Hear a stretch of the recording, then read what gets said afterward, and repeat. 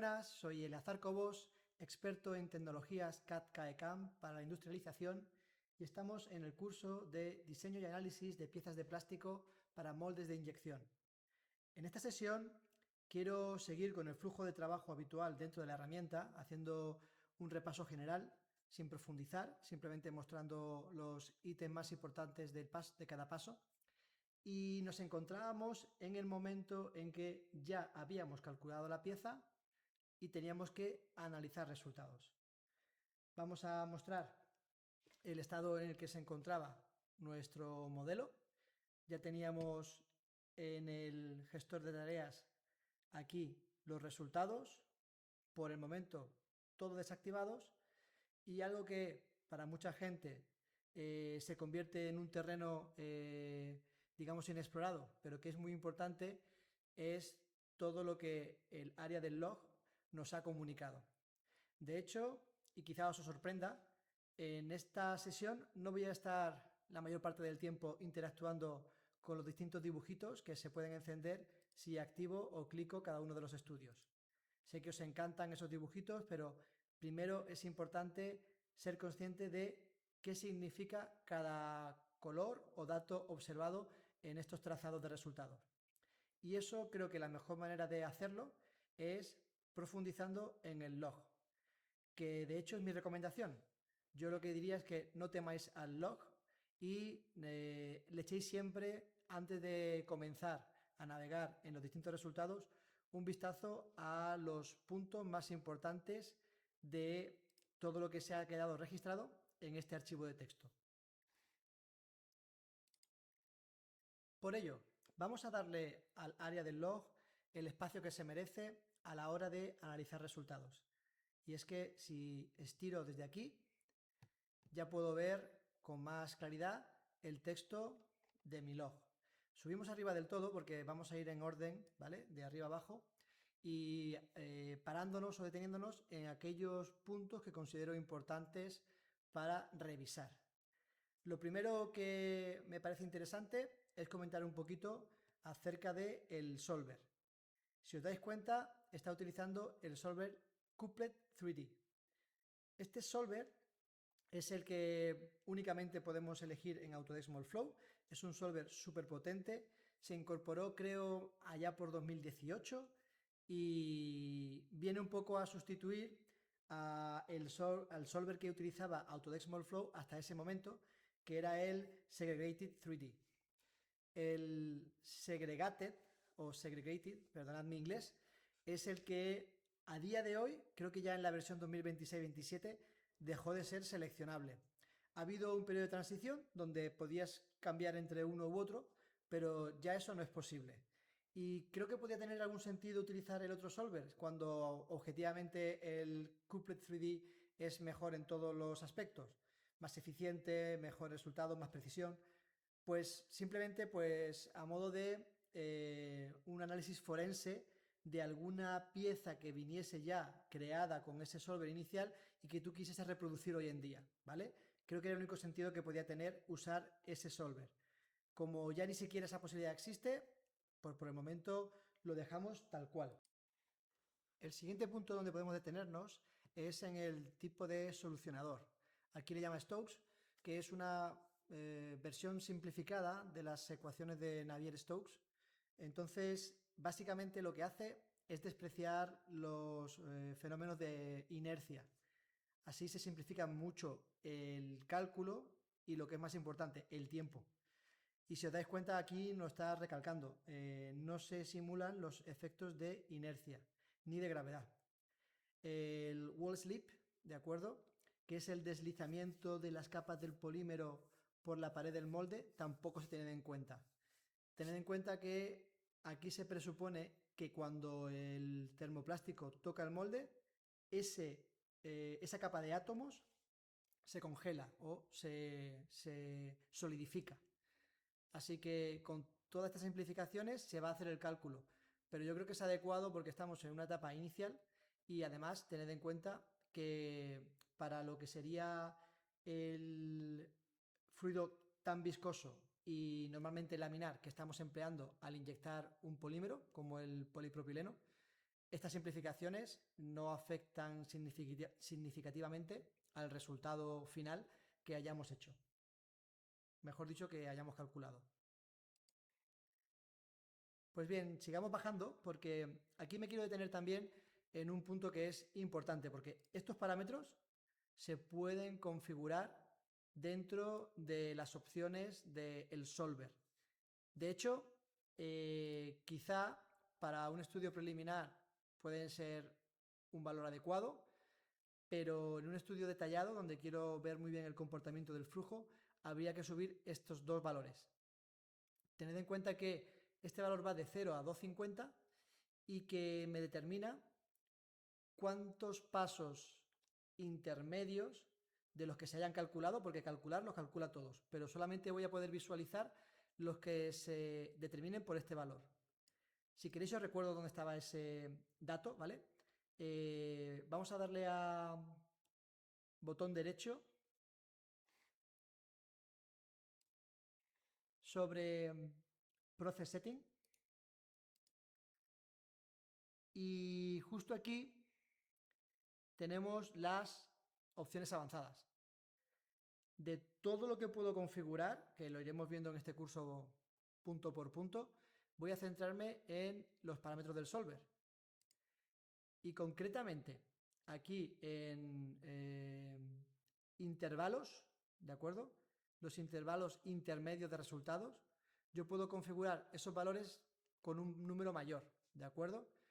Al final la idea es que me aumente el número de pasos intermedios que puedo visualizar en mis resultados. Si aumento ese número 5 por 20, 30, que suele ser un valor adecuado, voy a ser capaz de ver más pasos intermedios en mi estudio. Así que para posteriores ocasiones sí que entraremos en este menú y cambiaremos ese dato. Ya sabéis dónde está. Acepto, acepto, acepto y cancelo. Y podemos proseguir echando un vistazo a nuestros resultados. Fijaos que ya empezamos a ver parámetros de material. Y mira, esta tabla es muy interesante, la del calor específico, porque si os dais cuenta, los valores son más o menos del mismo orden de magnitud, salvo por un pico que se alcanza aquí, en torno a los 399 grados Kelvin. 399, 402. Esto en grados centígrados tiene que rondar los 120 y pico, 130 grados. Sí, 131 grados, justo. Este dato es muy importante porque es la temperatura de transición vítrea. En inglés le llaman de glass transition.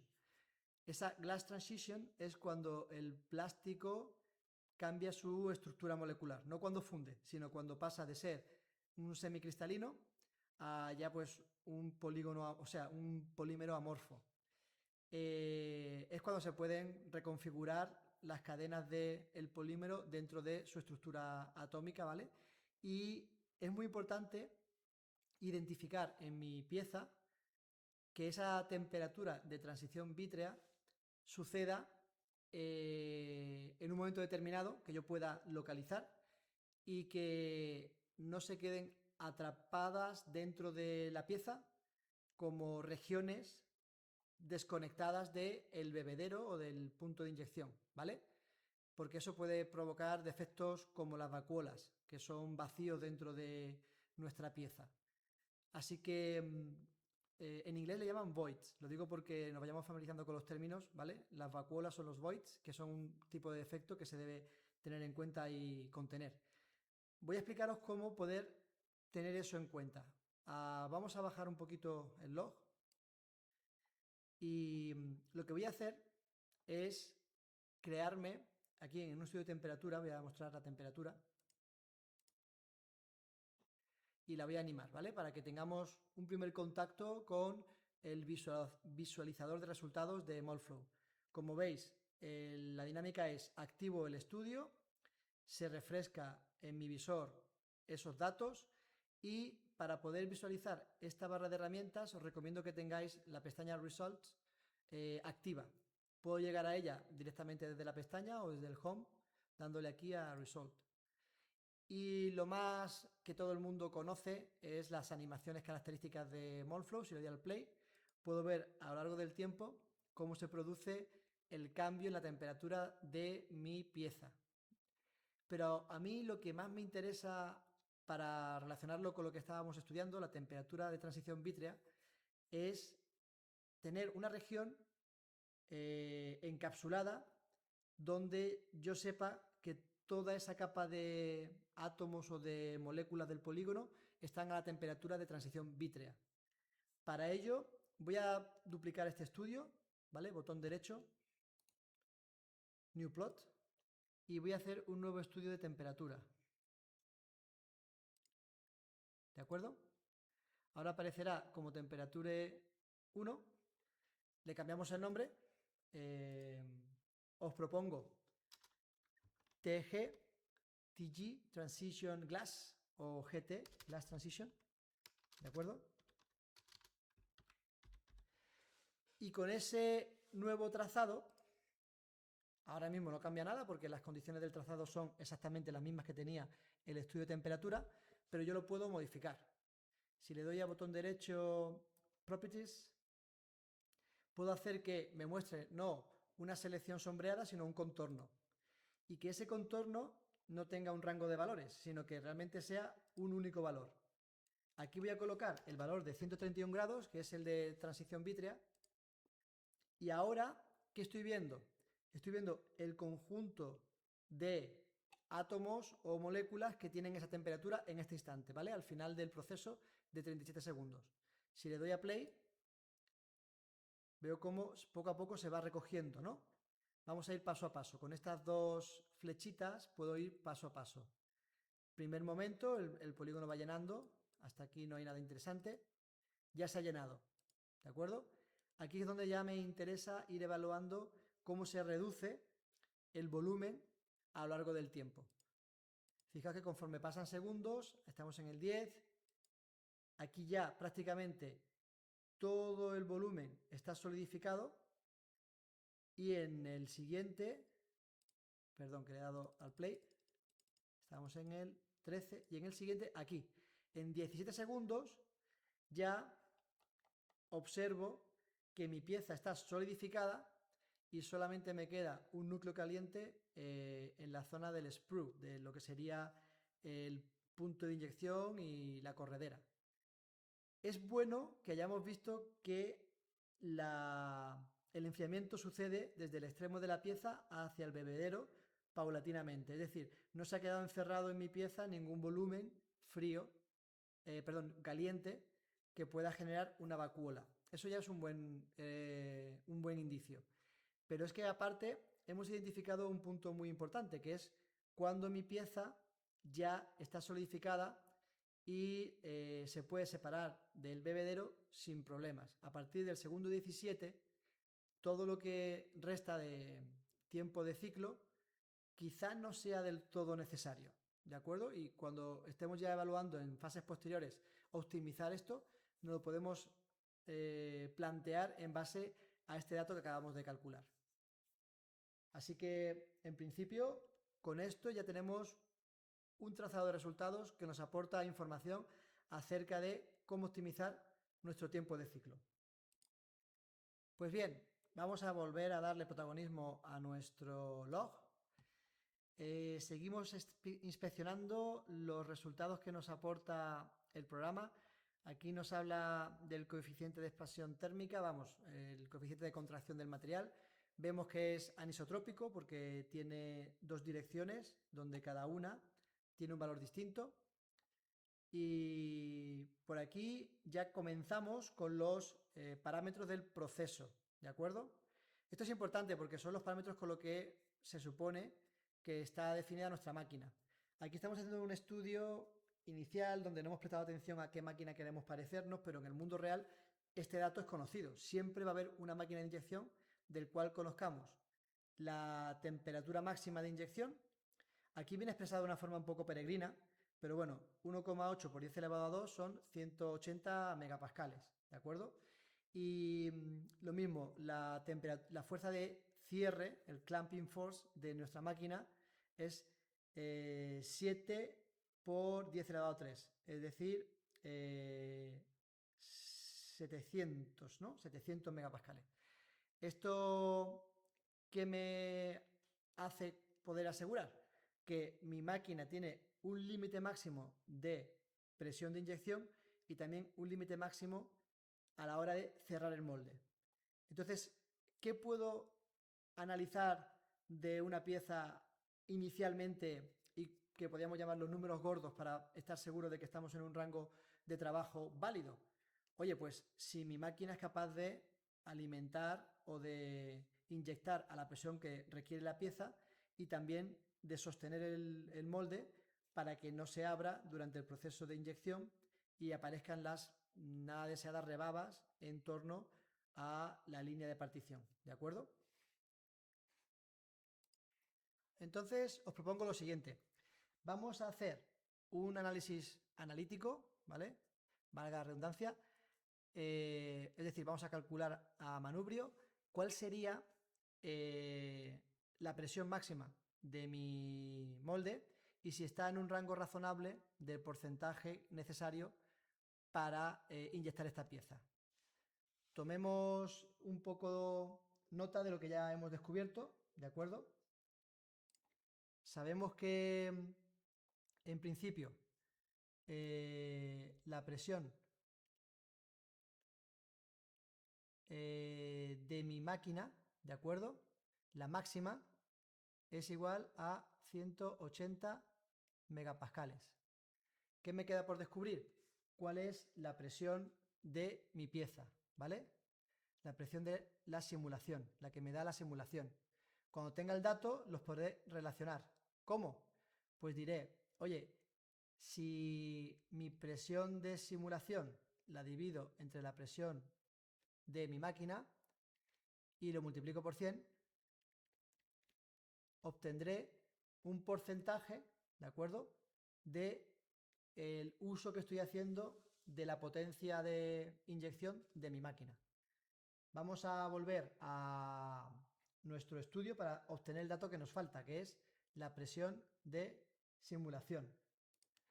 Entonces, ese dato lo puedo obtener de pressure. Vamos a bajar un poquito aquí. Fijaos que en el momento final me marca 44,90 megapascales. Si le damos a play,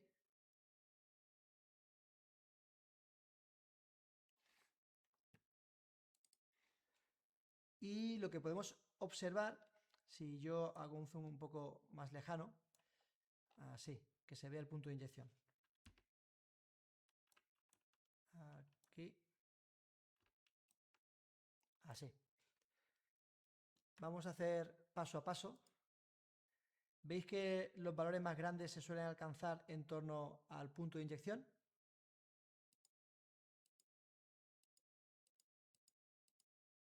Aquí, cuando ya la pieza se ha llenado, tiene lógica que la presión aumente radicalmente. Lo que voy a hacer para, de forma analítica, tener el dato es activar el estudio de Pressure at Injection Point. Esto me da una gráfica muy interesante y es que puedo apreciar cómo es el ciclo de inyección, ¿de acuerdo? Se distinguen tres etapas, bueno, no llamarlo etapa para no confundirlo con la etapa del ciclo de inyección, ¿vale? Voy a llamarle fases. Hay una fase inicial donde la pendiente es muy elevada y sube hasta llenar la pieza. Hay una fase de compensación y ya compactación, ¿de acuerdo? Entonces, este dato de aquí es el que define la presión máxima que alcanza nuestro inyector. Si yo quiero examinar el valor de un punto en concreto, ¿de acuerdo? Es tan sencillo como acudir a Examine y pinchar en el nodo. Y aquí me está diciendo, bueno, pues que la presión máxima en ese punto son 44,90. Pues ya tengo el dato que quería, ¿no? Ya son los 44,90 megapascales que necesito para inyectar esta pieza. Vamos a acudir de nuevo a nuestra pizarrita y actualizamos el dato, ¿no? 44,9 megapascales. Ahora ya podemos hacer la división, que es bastante sencilla. Vamos a traernos la calculadora. Y sería 44,90 entre 180 que me ofrece mi máquina y todo esto por 100. Pues es el 24,9, aproximadamente el 25, ¿vale? 24,9%, que es aproximadamente un 25% de la presión de inyección de mi máquina. Pues ya tengo un primer dato, ¿no? Estoy trabajando dentro de un rango de bastante seguridad con lo que me ofrece la máquina con la que estoy inyectando la pieza. Así que por el momento podemos hacer check, esto es correcto.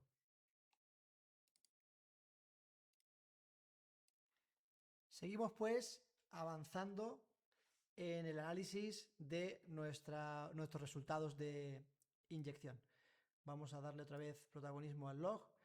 Decíamos que la presión de la máquina era máximo 180, pero también aquí hay una presión de la fuerza de cierre del molde. Este dato, ¿de acuerdo?, es importante. Vamos a comparar los 7000 megapascales con lo que mi presión, digamos, de empuje desde la pieza hacia el molde me diga en mole flow. Entonces volvemos un momento a la pizarra y tomamos, en este caso, como presión de cierre de molde 7000 megapascales. ¿Qué me queda por conocer?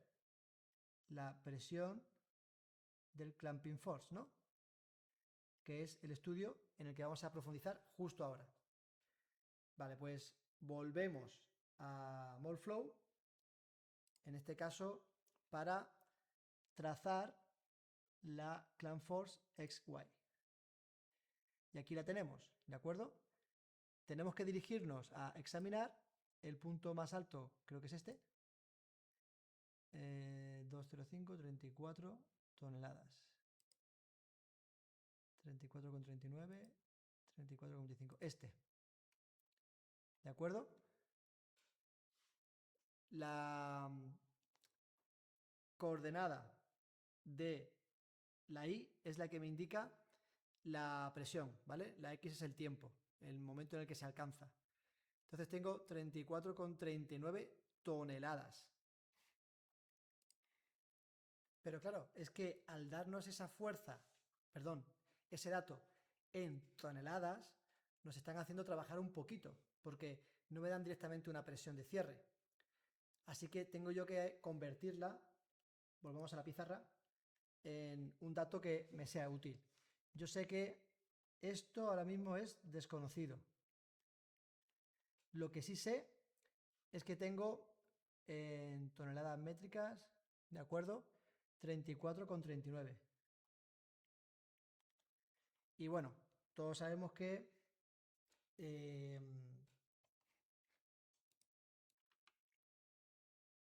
la fuerza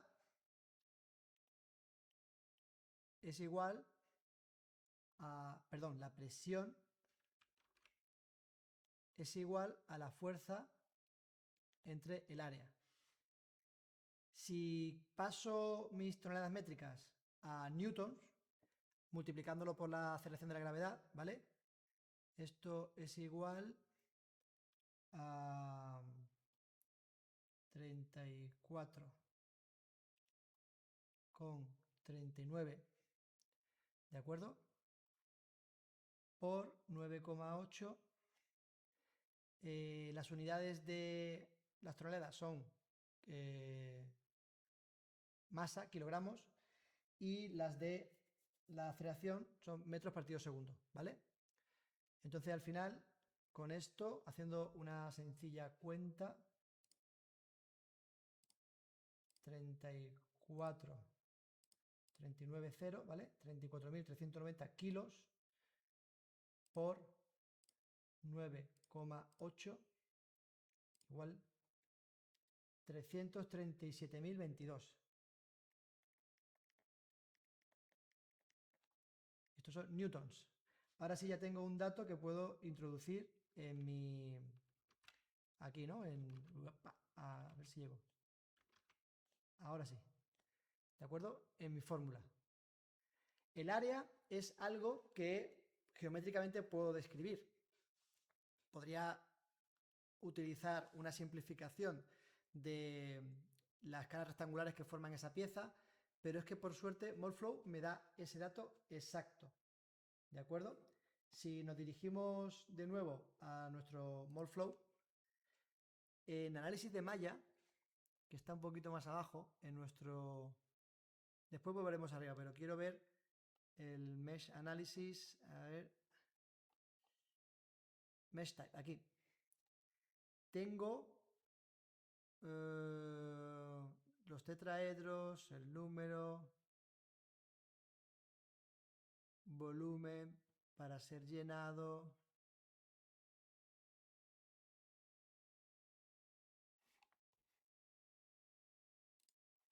Vale, y justo aquí, este es el dato total del área proyectada. Esos son centímetros cuadrados, 79,139, que puedo pasar al denominador de mi ecuación, ¿de acuerdo? Entonces, vamos a volver a la pizarrita y lo introducimos como un dato, ¿no? Porque el área proyectada es igual a 79,139 centímetros cuadrados. Pues ya tengo este dato que va aquí abajo. Con lo cual ya sé cuál es la presión, ¿de acuerdo? La presión que estoy buscando, voy a borrar, será igual a la fuerza, que eran 33.000, bueno, 337.022 newtons,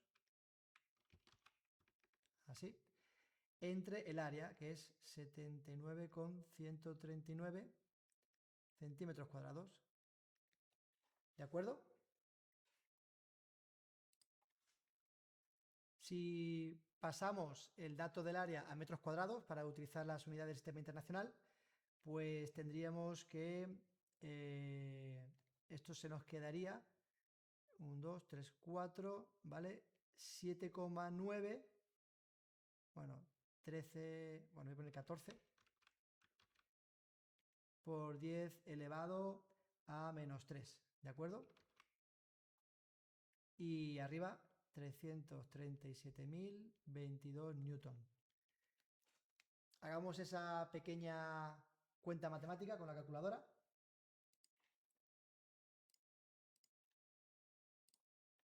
Que si borramos, pues nos da 337.022 dividido 0,007914 igual a 42,58, ¿vale?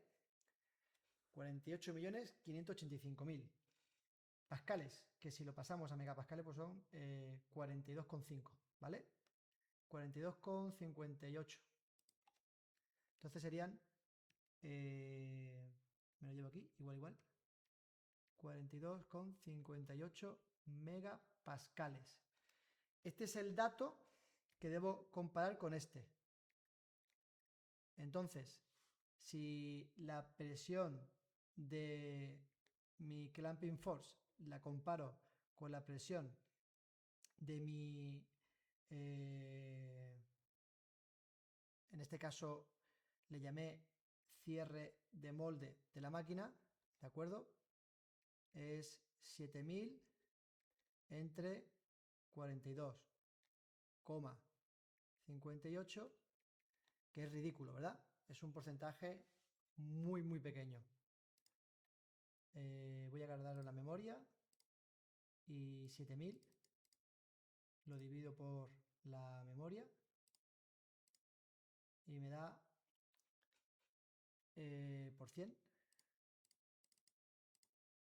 pues 0,01. Fijaos qué porcentaje tan pequeño de la fuerza que me brinda la máquina estoy utilizando, ¿vale?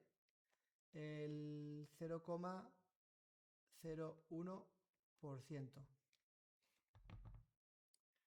Es decir, que tendría que aplicar, vamos, una cantidad muchísimo mayor de presión desde la pieza para poder vencer a la resistencia que mi fuerza de cierre de molde en la máquina ofrece. Así que por el momento yo creo que otro check en la validación de los parámetros de inyección de esta pieza. Volvamos a Moldflow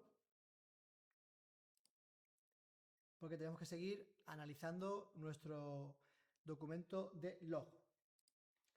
Si volvemos arribita, donde estábamos controlando los aspectos del proceso, hay otro valor que quiero comentar, el injection rate, ¿vale? El máximo ratio de inyección.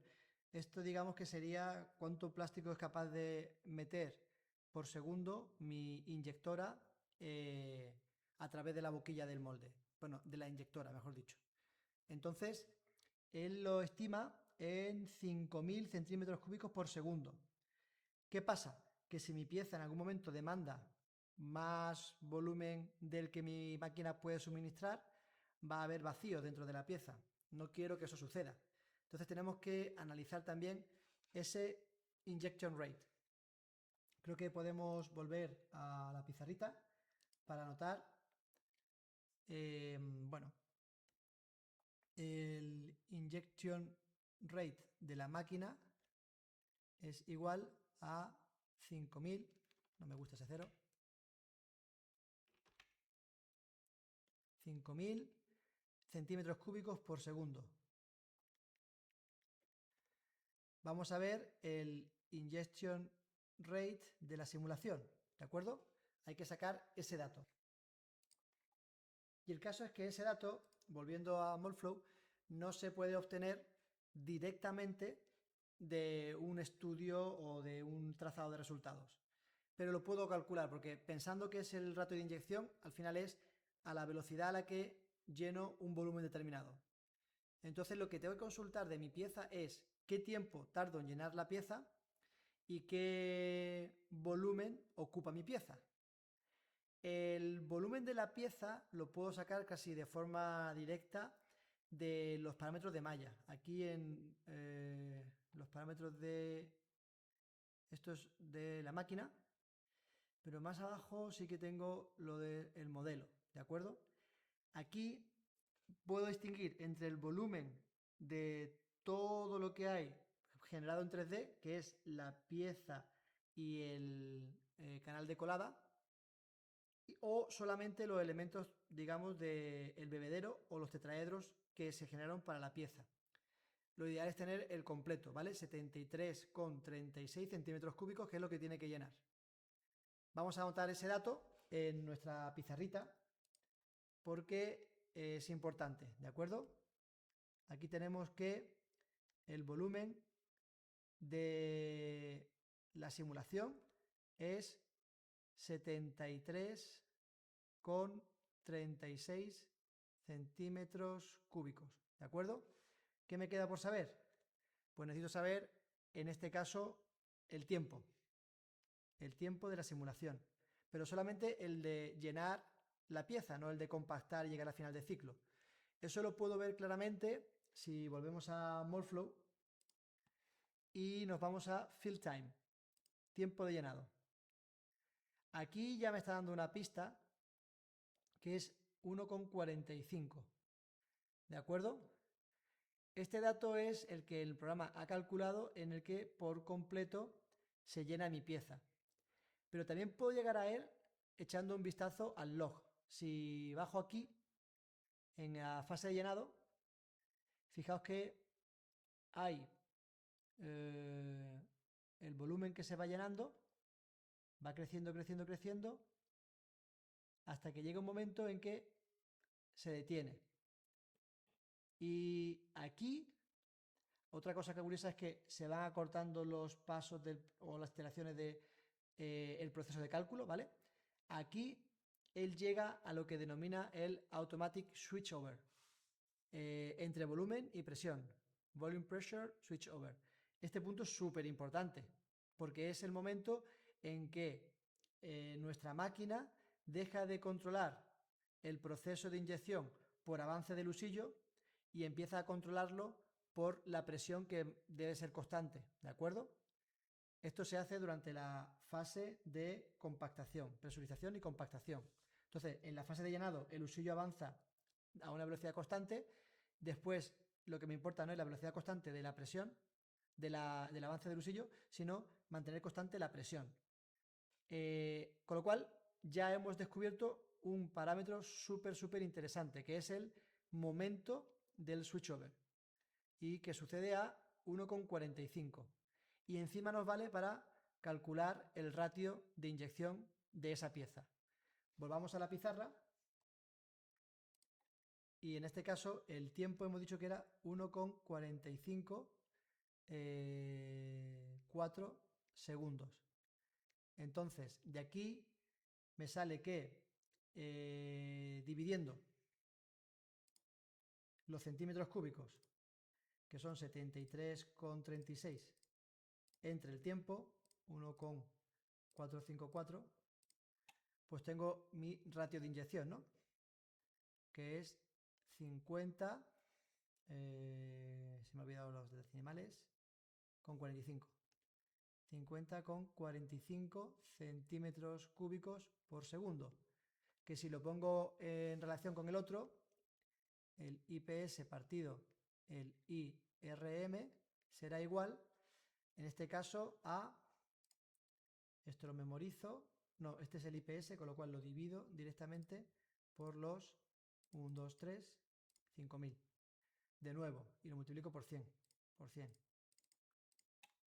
Un 1%, ¿de acuerdo? 1% aproximadamente. A ver si me... Así, aproximadamente. Bueno, voy a hacerlo bien. Borro y lo hago aproximado, ¿vale? Este dato es el que estaba buscando para confirmar que mi pieza tiene un ratio de inyección correcto.